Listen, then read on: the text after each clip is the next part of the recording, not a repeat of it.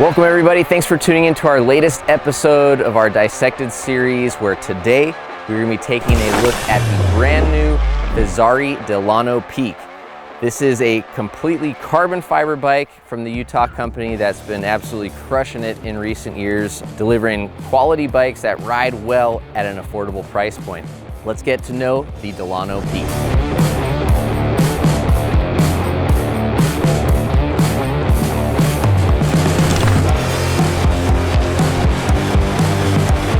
The Delano Peak will retail from $34.99 up to $64.99, and we're testing the Peak Elite build, which retails for $44.99. And as with all the other Fezzari bikes, there are an infinite number of customization and component swap options that you've got in their online bike builders. We tested the bike again in the stock factory Peak Elite build and have been really happy and found it to be a solid value at $44.99 with a solid spec and reliable, sturdy componentry. Fezzari does a 23-point custom fit survey. Goal is that to get you the bike that will give you the best experience right off the bat. You can fill out their form, give them your inseam, give them your arm length, shoulder width. You can measure your old bike and they will cut it and set it up the way you have it. That way when you pull it out of the box, it's ready to go. You don't have to do anything.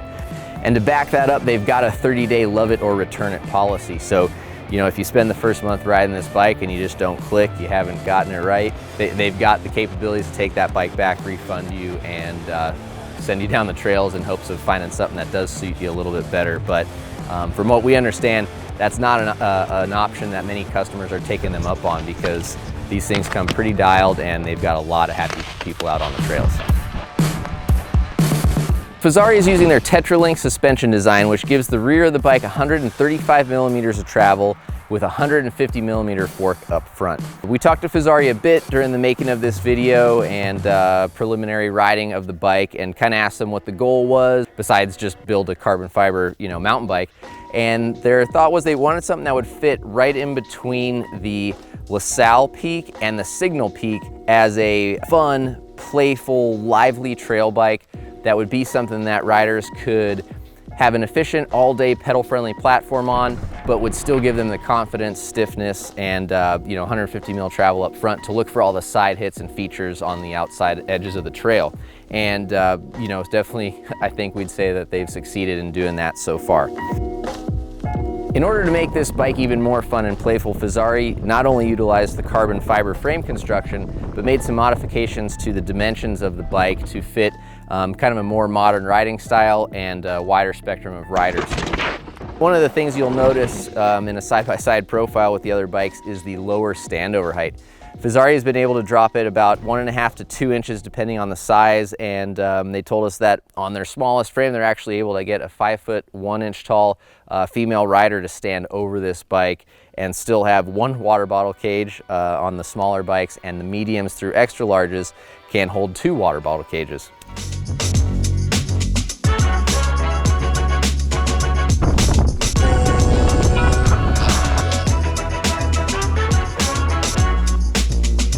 Another modernization is the 300 millimeter dropper post insertion, and you can see here on this size large, I've got a 200 millimeter dropper post installed. But something that Fezzari really wanted to keep in mind when designing this bike was the trend for longer dropper posts and having riders be able to drop that saddle way out of the way, even if they're not 6 foot or 6'2".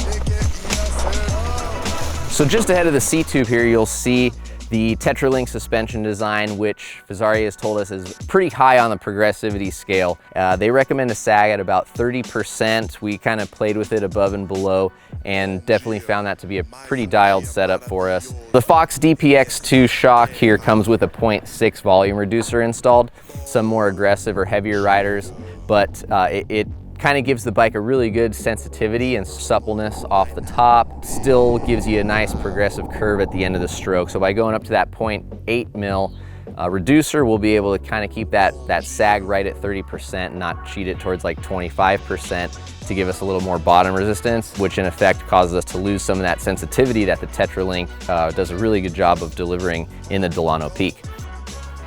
Here at the rear of the shock mount is the GA Link, and this bike, as we've tested here, is spec'd with 29-inch wheels. However, if you flip the GA link, you've got the capabilities to run a 27.5 by 2.8 inch tire setup or the 29 by 2.6. So as we said, we tested the bike in the full 29-inch platform, and it came with the Stan's Flow ZTR wheels wrapped in Maxxis tires. It was a great combo. It has given us a stiff, predictable ride, accelerates quickly. The tire spec's great for our conditions and riding, and we've definitely been happy with what has come spec on the Elite build.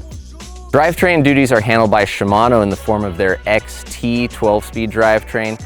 We've got a full XT shifter, derailleur, cassette, chain, and crankset. And for the brakes, we've got some incredibly powerful Shimano XTs.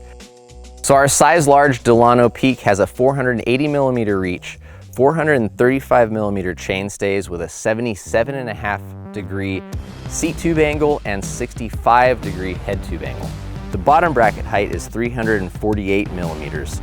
So these numbers all add up to give the Delano Peak a very versatile, playful, and well-rounded trail bike feel.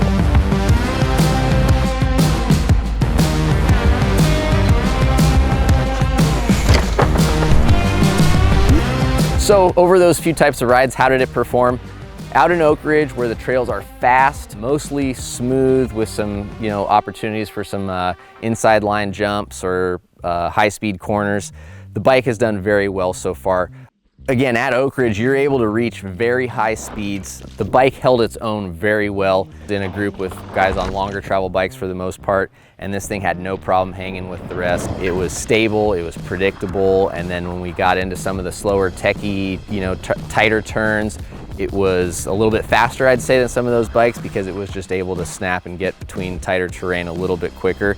That 65 degree head tube angle, in my opinion, is a great blend of stability and predictable ride without being super slack and doggish on flatter terrain.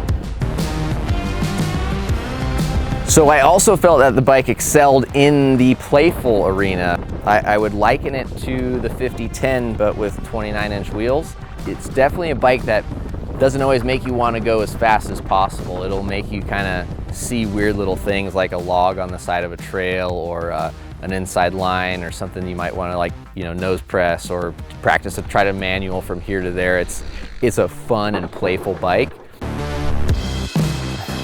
Now, one of the other major points that Fezzari wanted to accomplish with this bike is to build something that was efficient and could be ridden on longer mile rides, and that 135 millimeter travel kind of denotes that it's still a trail bike. I did find myself reaching down more on climbs to adjust the rear shock on the Delano Peak, and I'd either put it in the middle or fully locked out position quite a bit more than some other bikes. I felt that it did bob a bit. The upside to that is, again, suppleness and sensitivity. In my opinion, it's a trade-off that I'm willing to make. I'd rather have a bike that descends well and is got a sensitive and active suspension feel than something that climbs well with the shock open but is a little bit rougher and chattery also while fully open. So in a big nutshell, that is the new Fezzari Delano Peak, a bike that is designed to play, descend, pedal very well, and kind of get riders out doing whatever type of riding they want with the confidence to send it big or pedal on big epics into the backcountry. We really look forward to spending more time on this bike. Make sure you check out our full story at theloamwolf.com, where we've got a lot more explanation and some questions with the folks over at Fezzari who helped make this bike what it is. Had a great time on it so far. Really excited to keep riding it, so stay tuned for a long-term review coming to the website soon. Thanks for watching, guys, and we'll hope to see you out on the trails.